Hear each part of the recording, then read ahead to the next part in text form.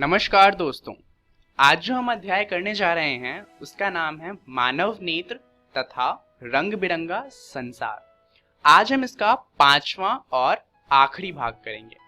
तो चलिए जल्दी से देखते हैं कि आखिरी भाग में आखिर हम क्या जानने वाले हैं। तो इस भाग में हम जानेंगे प्रकाश का प्रकीर्णन। अब इससे पहले वाले भाग में हमने जाना था वायुमंडलीय अपवर्तन के बारे में, जहां पर हमने काफी अनोखी चीजों की बात करी थी जो वायुमंडलीय अपवर्तन के कारण होते हैं। जैसे कि हमें जितनी भी आकाशीय चीज होती है वो थोड़ी ऊपर की ओर उठी हुई दिखाई देती है, या फिर सूरज हमें 2 मिनट पहले दिख जाता है और 2 मिनट बाद में अस्त होता है। अब प्रकाश के प्रकीर्णन की वजह से भी ऐसी ही कुछ अनोखी चीजें होती हैं। तो आज भी जो हम पढ़ने वाले हैं वो ऐसी ही कुछ अनोखी चीजों के बारे में पढ़ेंगे और जानेंगे कि आखिर वो होते किस तरीके से। अब उन्हें समझने से पहले हमें प्रकीर्णन अच्छे से समझ में आना चाहिए। तो चलिए एक बार फिर से इसे देख लेते हैं कि आखिर ये होता क्या है। वैसे इसकी बात हमने पहली वीडियो में भी करी थी, तो ये रिपीटिशन ही हो जाएगा। जैसा कि हम जानते हैं सारी चीजें मैटर से मिलकर बनी होती हैं, यानी कि छोटे छोटे कणों से मिलकर बनी होती हैं। तो हवा में भी ऐसे ही कण होते हैं जो अगर हम उसे बहुत ज्यादा जूम करेंगे तो दिखाई देंगे। अब होता क्या है, मान लीजिए आप एक पत्थर सीधा फेंक रहे हैं तो वो सीधा जाएगा, परंतु मान लीजिए रास्ते में कुछ आ जाए, कोई और दीवार आ जाए, तो होगा क्या कि आपने तो उसे सीधा फेंका होगा परंतु वो किसी और दिशा में चला जाएगा। ऐसा ही प्रकाश के साथ होता है। जब प्रकाश सीधी आती है तो इन कणों से टकराकर अलग अलग दिशाओं में फैल जाती है। इसे ही कहा जाता है प्रकाश का प्रकीर्णन। तो यहाँ तक आपको बात समझ में आ गई होगी कि प्रकाश का प्रकीर्णन होता किस तरीके से है। इसके बारे में हम पहली कक्षा में भी पढ़ चुके हैं, जहां पर हमने टिंडल प्रभाव को जाना था। टिंडल प्रभाव भी प्रकाश के प्रकीर्णन की वजह से ही होता है, परंतु उसे तो हम जानते ही हैं। चलिए एक नया सवाल लेते हैं। तो हमारा नया सवाल है कि आकाश नीला क्यों दिखाई देता है। अब हम सब जानते हैं कि आकाश नीला दिखाई देता है। आजकल ये थोड़ा भूरे रंग का दिखाई देता है क्योंकि पॉल्यूशन ज्यादा है, परंतु बात वो नहीं है। हमें ये जानना है कि आकाश जो है वो नीला क्यों दिखता है। तो नीला दिखने का कारण क्या हो सकता है, सोचिए जरा। अब जैसा कि हम जानते हैं कि हम प्रकाश का प्रकीर्णन पढ़ रहे हैं, तो जाहिर सी बात है कि उत्तर भी होगा प्रकाश का प्रकीर्णन। पर चलिए समझते हैं कि ये होता किस तरीके से है। अब इसे समझने के लिए हमें कुछ और चीजें भी समझनी होंगी। यहाँ पर लिखा है जब प्रकाश छोटे छोटे कणों पर आपतित होता है तो उसका विभिन्न दिशाओं में प्रकीर्णन हो जाता है। ये तो प्रकीर्णन की ही डेफिनेशन है। अब हमने क्या पढ़ा था कि सफेद रंग के अंदर 7 अलग अलग रंग होते हैं, जैसे कि बैगनी, जिसे हम वॉयलेट कहते हैं इंग्लिश में, इंडिगो और ब्लू यानी कि नीला। अब ये जो 3 रंग होते हैं इसके बारे में हमने पढ़ा था कि इनका न्यूनतम तरंग दैर्ध्य होता है। ग्रीन यानी कि जो हरा रंग है उसका तरंग दैर्ध्य बाकियों के कंपेयर में बराबर होता है, यानी कि दोनों के बीच का होता है। और येलो, ऑरेंज और रेड यानी कि लाल रंग जो है, इन तीनों का तरंग दैर्ध्य जो होता है वो बहुत ज्यादा होता है। अब हमने एक बात पढ़ी थी कि न्यूनतम तरंग दैर्ध्य जिन रंगों का होता है उनका प्रकीर्णन बड़ी आसानी से हो जाता है, वहीं पर अधिकतम तरंग दैर्ध्य वाले रंगों का जो प्रकीर्णन है वो उतनी आसानी से नहीं हो पाता।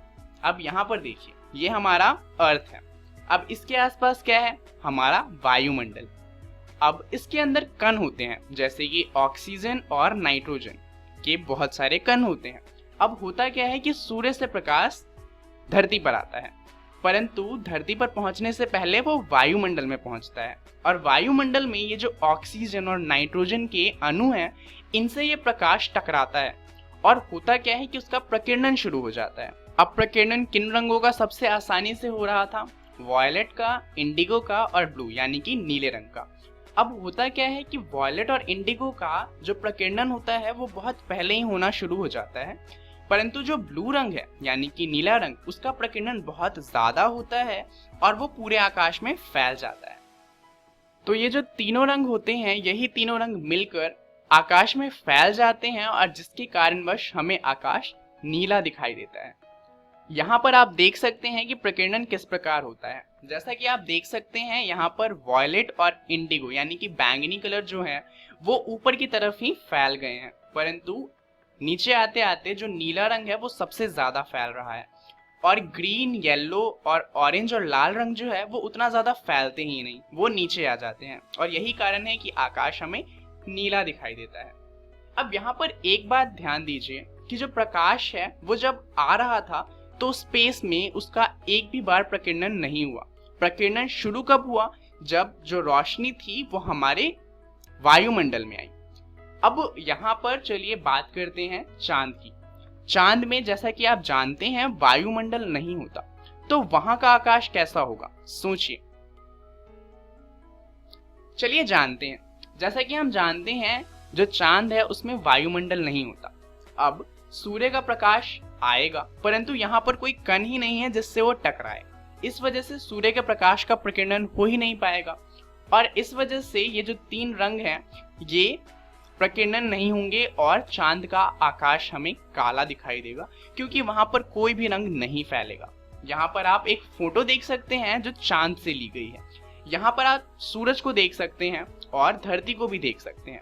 यहाँ पर सूरज के दिखाई देने का मतलब है कि चांद पर अभी दिन हो रहा है और यही कारण है कि आप चांद की सतह को भी देख सकते हैं, परंतु आकाश को देखिए वो पूरा काला दिखाई दे रहा है। यहाँ तक कि वहां पर जो तारे हैं वो भी दिखाई दे रहे हैं। इसका कारण बस ये है कि प्रकाश का प्रकीर्णन नहीं हो पाया और सूर्य से जो रोशनी है वो सीधा हमारे चांद पर आ गई। तो हमारा पहला प्रश्न तो वहीं पर हुआ खत्म। अब आता है हमारा दूसरा प्रश्न जो हमसे पूछ रहा है कि सूर्योदय और सूर्यास्त के समय जो सूर्य का रंग होता है वो इतना अलग क्यों होता है। अब हम जानते हैं सूर्योदय और सूर्यास्त के समय हमें जो सूरज है वो थोड़ा लाल दिखाई देता है, ये बात आपने भी देखी होगी, परंतु ऐसा क्यों होता है? चलिए इसे समझते हैं। इस पिक्चर को ध्यान से देखिए। जब दिन होता है तो सूर्य हमारे जस्ट ऊपर होता है और इस वजह से जो सूर्य की रोशनी होती है उसे वायुमंडल में बहुत कम दूरी तय करनी होती है और इस वजह से उसका प्रकीर्णन भी काफी कम होता है। जैसा कि हम जानते हैं प्रकीर्णन सिर्फ वायुमंडल में होता है और अगर वायुमंडल में कम दूरी तय करेंगे तो प्रकीर्णन भी कम होगा। परंतु अगर हम बात करें सूर्योदय या सूर्यास्त की तो उस समय हमारे लिए जो सूर्य होता है वो क्षितिज पर होता है और क्षितिज से हम तक सूर्य की रोशनी आने के लिए उसे एक लंबी दूरी तय करनी होती है हमारे वायुमंडल में।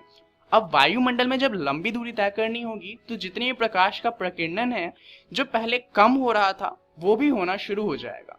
तो दिन के समय जैसे कि जो ऑरेंज है और येलो कलर है उसका प्रकीर्णन उतना नहीं होता था, परंतु सूर्योदय और सूर्यास्त के समय उनका प्रकीर्णन इतना ज्यादा हो जाता है कि वो हम तक पहुंच ही नहीं पाते। दरअसल 7 में से सिर्फ एक ऐसा रंग है जो हम तक पहुंच पाता है और वो है लाल, और यही कारण है कि हम तक सिर्फ लाल रोशनी पहुंचती है और हमें सूर्य लाल दिखाई देता है। तो चलिए यहाँ पर होता है हमारा दूसरा प्रश्न खत्म। अब आती है तीसरे प्रश्न की बारी और तीसरा प्रश्न है खतरे के संकेत लाल रंग के क्यों होते हैं।